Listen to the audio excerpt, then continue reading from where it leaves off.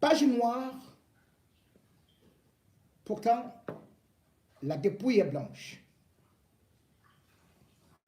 Le vice-consul de la France au Cameroun est mort. Assassiné, pendu ou suspendu, pour l'instant, les éléments d'enquête ne nous parviennent pas. Pendant que Emmanuel Macron est menacé au Mali, pendant que la France est chassée du Burkina Faso, pendant que la France joue pratiquement au Doron, au Niger, la France monte le ton et veut des explications par rapport à cette violente mort qui, faut-il le dire, arrive après qu'une enquête ait été ouverte suite au trafic de visas. Trafic de visas pour venir en bain. Ah oui, ça séduit, mais il faut beaucoup de raccourcis, parfois la nuit, parce que ne serait-ce que l'imprimer aujourd'hui coûte 200 000 à 250 000 francs dans les boîtes de nuit. Et puisque ça se passe la nuit, ce sont les hommes aussi qui marchent dans la nuit qui peuvent bien nous expliquer tel des hiboux, enfin, ce grand club FC qui joue contre Samuel Eto'o, ce qui s'est justement passé avant que cette mort n'arrive. La France monte dans le ton, mais le Cameroun ne donne pas de vraies explications puisque on nous a dit qu'une enquête était ouverte et qu'on avait déjà quelques coupables ou alors quelques suspects. Mais quels sont les noms? On a jeté en pâture quelques noms qui nous sont parvenus disant qu'ils faisaient partie de ce gang-là. Et pourtant, jusqu'à présent, on se rend compte que même si une quelconque enquête a été ouverte au niveau de la police judiciaire du Cameroun, au niveau de la France, silence. Au Cameroun également, ceux qui ont été annoncés, arrêtés, n'ont même pas été convoqués. Et pourtant, ils ont été présentés comme les premiers suspects.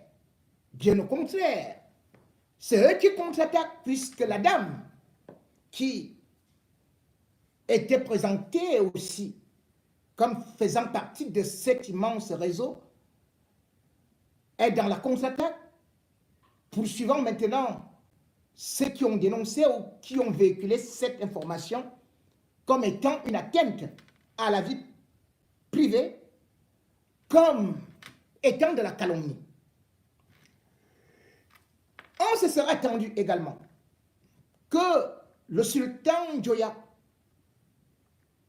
Nabil soit entendu, puisqu'on nous a dit qu'il y a une délégation de la police camerounaise et aussi française en direction de Fumban. Un jour, 2 jours, 3 jours, 4 jours, sont-ils allés à pied? Ils ne sont toujours pas arrivés. Et le sultan n'a jamais été convoqué. De quoi s'agit-il donc? On nous a présenté également un proche du sultan comme étant recherché et qu'on devait l'arrêter. Son nom?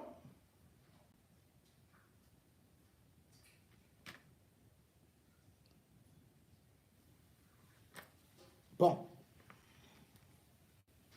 Son nom? Bon.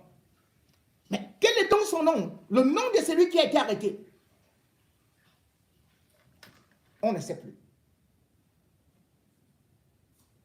On balance tel nom aujourd'hui et tel nom demain, de telle sorte que aujourd'hui,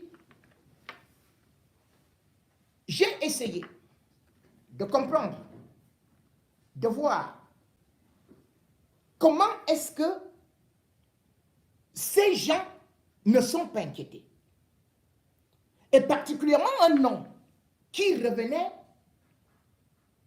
régulièrement. Ismaël Njoya. Je balais donc tous les autres noms. Puisque ces noms-là, j'ai cherché, la police m'a dit qu'on ne les connaissait pas. Ismaël Njoya. Voilà quelqu'un qu'on nous a dit, ou bien aujourd'hui encore qu'on nous dit, qu'il était beaucoup impliqué dans la disparition, ou plutôt était impliqué dans le trafic des visas avec le vice-consul de France. Son nom, je vous l'ai donné, Christian Huet. Mais je suis surpris que ce monsieur est parti du Cameroun jeudi, mardi, calmement. Il a traversé l'aéroport et il est ici à Paris. Lui, il est à Paris.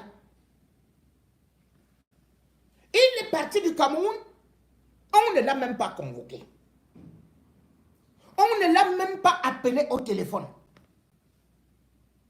Et lui dit qu'il va d'ailleurs repartir au Cameroun en fin de cette semaine.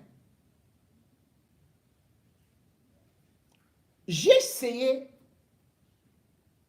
de le repérer et de repérer ce qui était avec lui ici à Paris. Et j'ai recueilli quelques petites informations. Ces petites informations sont que, effectivement, il était dans la délégation du roi qui est venu ici à Paris dernièrement pour un séjour avec la communauté Bamoun et qui est allé aussi à Bordeaux et allé en Belgique, à Gênes. Bref, il est un élément important dans le dispositif du roi. J'ai essayé de comprendre s'il était un notable. Mais les informations que j'ai eues, c'est que depuis l'époque du père Ibrahim Bomonjoya, il faisait partie du cercle fermé. Et puis, j'ai essayé de comprendre comment est-ce qu'il est arrivé. On m'a fait comprendre qu'il était un homme d'affaires et non un féman. Parce que les premières informations que j'avais eues, c'est qu'il était féman. J'ai donc essayé de demander dans le milieu de la fémania comment il s'en sort, avec qui il travaille. Je peux vous dire, les premiers éléments d'enquête que j'ai en ce moment sont un peu décevants, surprenants. Parce que on m'a dit, qu'il avait détourné 956 millions à la Société Générale. Après, il faisait le chantage au vice-consul. Je me suis approché de la Société Générale.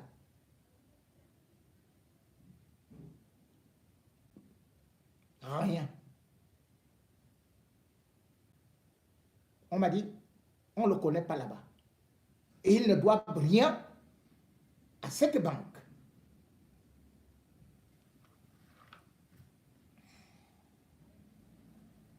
C'est alors que j'ai cherché à comprendre.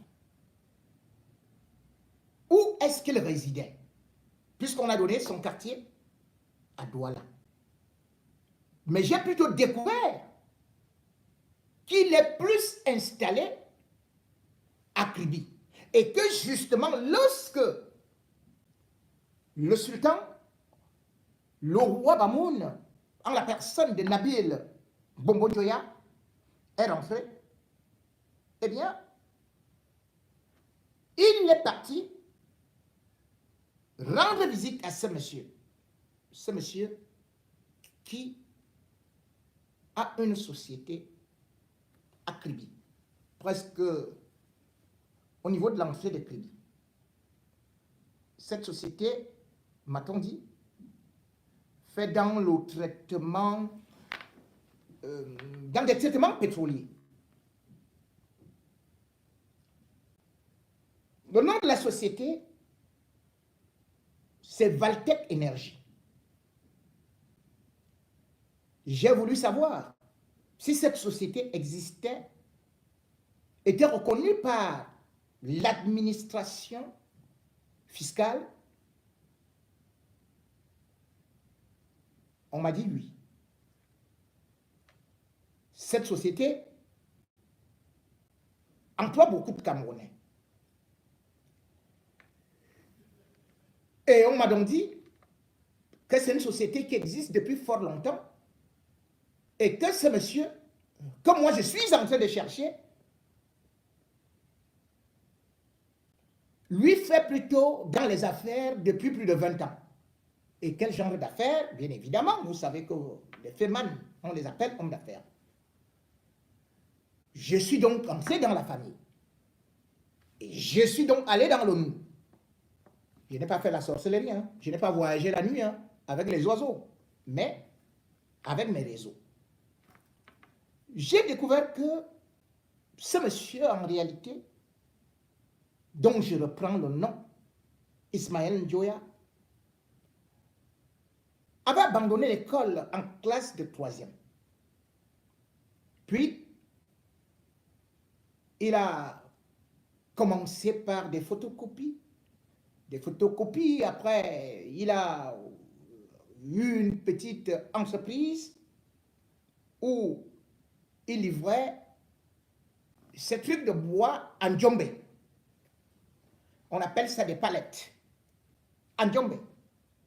Et qu'il aurait également créé une société de construction dont je peux vous dire pour aujourd'hui, je n'ai pas de nom, je n'ai pas de traçabilité. Mais on m'a dit qu'il faisait dans les constructions et qu'il avait effectivement ouvert cette société il y a déjà 20 ans, avant de se lancer dans le traitement des produits pétroliers. Ça m'inquiétait parce que lorsque je l'ai vu sur les photos, et selon les premiers informateurs, qui n'étaient pas les miens, il était assis devant le roi et on se moquait de lui que mais c'est quelle qualité de milliardaire. Je ne sais pas s'il est milliardaire. Mais je peux vous dire aujourd'hui, avec certitude, qu'il fait des affaires. Mais pourquoi donc il se retrouve impliqué dans le trafic de visas? Comment la délégation du roi est partie en France? Le roi lui-même, selon les informations que j'ai obtenues, a eu son visa à Yaoundé. Mais les autres membres de sa délégation ont eu plutôt les visas à Douala, auprès du vice-consul. Je ne connais pas quelle relation le roi a avec le consul, le vice-consul. Mais toujours est-il qu'il vient d'être nommé roi. Peut-être qu'il a hérité des relations que son père avait déjà. Je n'ai pas la certitude et je ne peux donc pas accuser gratuitement, mais je sais qu'il fait partie cependant d'un réseau, celui de Franck Biya, puisque son grand frère également ancien président de la Fédération camerounaise de football et du réseau de Franck Biya. Ce réseau de trafic de visas existe depuis. Tout le monde le sait. L'État du Cameroun n'a jamais combattu cela. La France elle-même aussi, elle se frotte les mains. Cette délégation qui est partie, dit-on, tous les membres sont venus, revenus. Mais j'ai demandé les noms de ceux qui sont revenus. Je ne les ai pas obtenus. Mais ils se défendent qu'ils sont revenus. Ils étaient combien? On ne sait pas. Et puis, y avait-il un vrai chantage? Nous pouvons juste dire que le vice-consul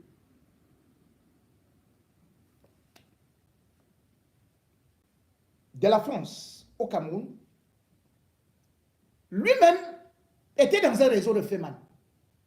Qu'est-ce qu'un vice-consul a allé habiter un commandant?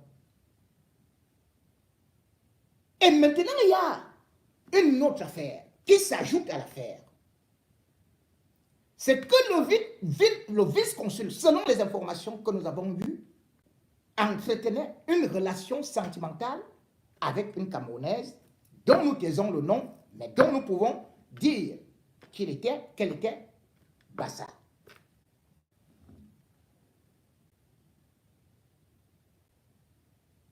Jaloux? Certainement. Ou alors, cette dernière voulait faire chanter le vice-consul. Selon les informations que nous avons, et qui nous viennent beaucoup plus de la France que du Cameroun, c'est que ce vice-consul était cocussier. Et le pire, c'est que la dernière scène qu'il n'a pas supportée était qu'après avoir appelé son amante, cette dernière était en train de s'accoupler avec un autre homme. Avec haut-parleurs, des gémissements, le vice-consul se serait senti humilié. Selon la version du chauffeur qui aurait été interrogé, qui a été interrogé? Le chauffeur du consul. Il déclare que il accompagnait son patron à acheter une corde, mais qui ne savait pas que cette corde devait servir à la pendaison. J'ai cherché le nom de la boutique, on ne m'a pas donné, pour que je puisse savoir si le vice-consul était bel et bien là-bas, et s'il a acheté cette corde. Voilà une version donc qu'on m'a donnée, et que je vous redonne, avec beaucoup de points d'ombre. Maintenant donc, de l'assassinat, où on disait qu'on a des suspects, on est en train de nous parler tout simplement de ce qu'on peut dire suicide passionnel. En même temps, nous savons que beaucoup de diplomates au Cameroun ont souvent été piégés par des femmes. Femmes comme hommes. Puisqu'une autre version nous dit que le vice-consul était impliqué dans un réseau de pédophilie. C'est trop d'affaires qui s'enchaînent. Je connais quand même une affaire qui entraînait déjà aussi une diplomate belge, qui est arrivée au Cameroun, mariée à un blanc. Dès qu'elle est arrivée, on lui a mis un peu de Toabassi. Matin, midi, soir, elle trompait son mari avec des Camerounais. On lui avait mis un bon Toabassi dans la tête de mâchoiron. Je ne sais pas si c'est là-bas ou mais il semble que c'est trop bon là-bas. Bon, même comme les blanches et les blancs n'aiment pas trop manger la tête de poisson, ils jettent même souvent ça. Mais celle-là, elle avait mangé. Je connais au moins 3 de mes amis qui ont eu à la sauter. Et à cette époque, les visas se négocient au quartier.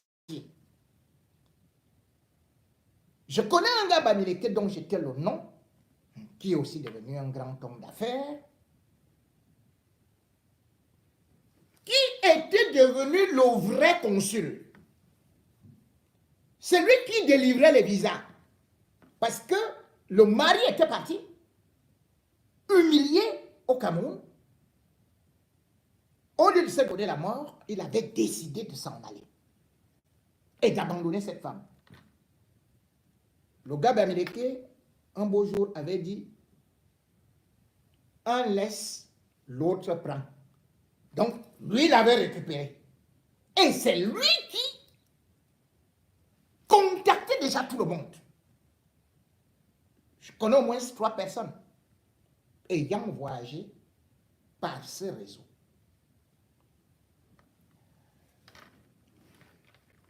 Le trafic de visas, la mafia, la fémania, c'est l'État du Cameroun qui montre ce visage de ce qu'on peut appeler un État voyou. Et ceci va un peu partout. Pendant qu'on est en train de parler de l'assassinat d'un vice-consul, allez voir ce qui se passe dans tous les consulats du Cameroun, du monde entier. Ce ne sont que des trafics, que la mafia. Encore que là-bas, il faut souvent payer comme ça là. On ne veut pas de carte, on ne veut rien, en cash. Et vous ne savez même pas qui est consul, qui est ambassadeur, qui fait quoi. Voilà encore le Cameroun qu'on vient de citer dans une affaire terrible au Bénin. Là-bas, un bandit est parti, fuyant du Cameroun, et il s'est présenté au Bénin comme étant le consul du Cameroun.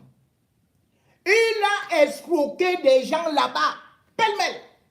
Et pourtant, il n'y a même pas de consulat du Cameroun au Bénin.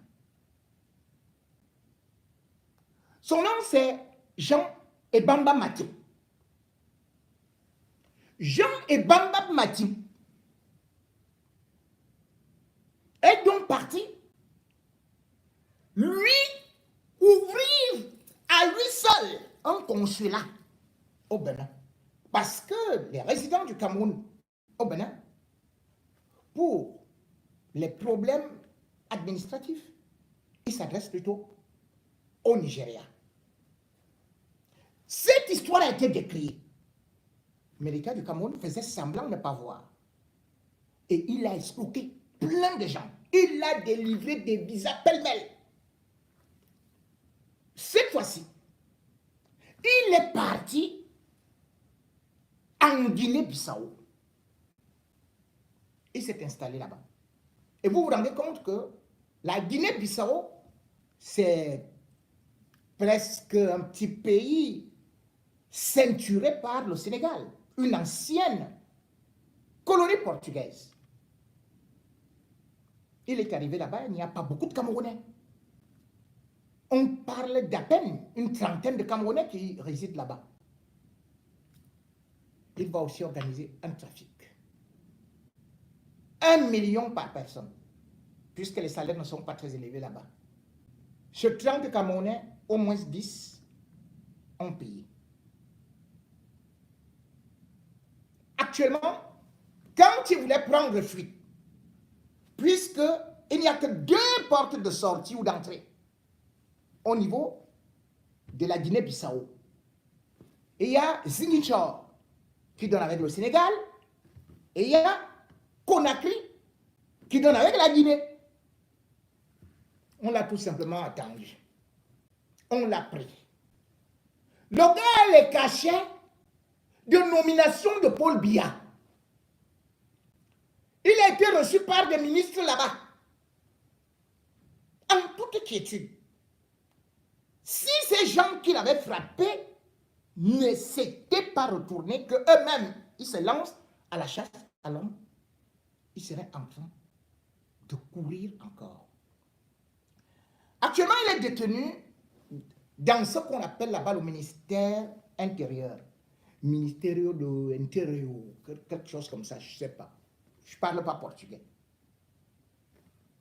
Au ministère de l'Intérieur, il y a la cellule et il y a aussi la prison. On découvre donc que ce monsieur avait aussi un autre réseau avec le vice-consul de la France qui vient de mourir, à travers d'autres Camerounais. Mais tout ce que l'État du Cameroun va faire avec des hautes personnalités bien placées, c'est qu'on va chercher à aller le libérer. Pourquoi? Parce que ce monsieur fait partie d'un réseau du Zomlo. Bruno Bidjan et l'autre Noiro qui parle souvent, là, qui est devenu très tribaliste là. L'ami de Bankui. Balater. Je n'aime pas parler de lui, tellement je ne sais pas, je n'ai jamais vu un jeune garçon moche comme ça. Bon, passons. Et comment ils se connaissent? Ils se connaissent depuis l'époque médiatique. C'est-à-dire que certaines vidéos étaient souvent produites où on voulait faire comprendre aux gens que ceux-là étaient des opposants et qu'on devait marcher sur la poste centrale. En fait, c'était pour piéger Kamto. Parce qu'il suffisait tout simplement que Kamto reçoive un d'entre eux parce qu'il faisait semblant d'être du côté de l'opposition. Mais non, ils étaient en train de le piéger. On va arrêter celui qu'on appelle Balater. Une photo sera diffusée. Et cette photo-là, on va nous dire qu'il est en train d'être torturé au bureau de Bankui. Ce qui est faux. Bankui ne peut pas vous torturer dans son bureau et on vous filme. Ce jour-là, il faut savoir que il n'était pas seul. Puisque la plateforme utilisait d'autres réseaux ou bien utilisait d'autres individus tels que Paul Daisy Biya. On va revenir sur celui-là dans l'affaire Coco Argenté et Lady Ponce.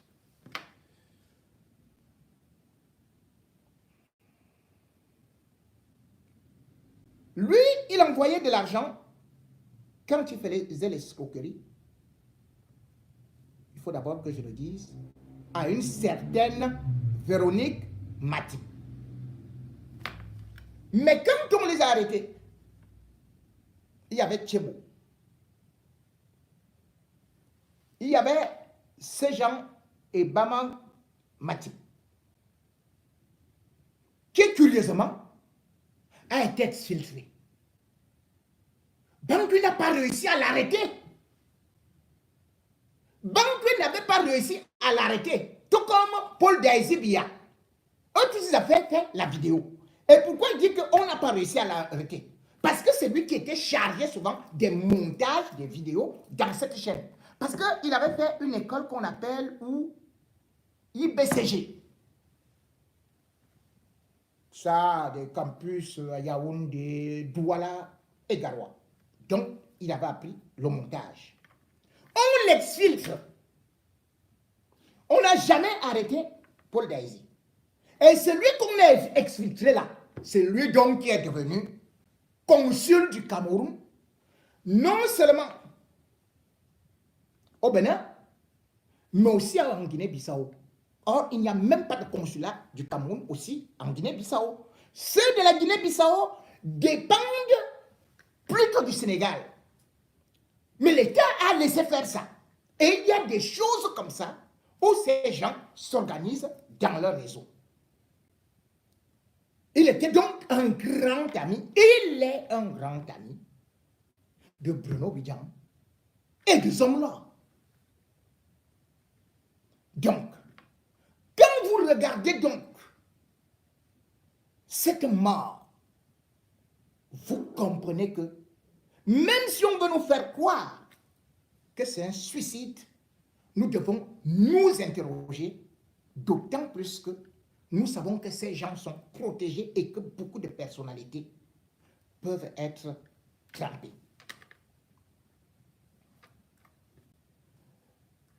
Je voulais donc dire que moi, à l'instant où je vous parle, je n'ai pas des informations crédibles de la part de l'État du Cameroun ou même de la France. Parce que les quelques informations que j'ai, je m'interroge encore. On est en train de masquer quelque chose, un véritable scandale. Et pendant que ça arrive, on vous parle plutôt. Oh, regarde, on va arrêter pas de diamant, on nous présente comme c'est le plus grand féman. Pourtant, que ce soit les amis de Franck, que ce soit dans la famille présidentielle, comme je le dis, il y a beaucoup de phénomènes. Et des phénomènes très dangereux qui peuvent mettre la vie d'autres personnes encore en péril.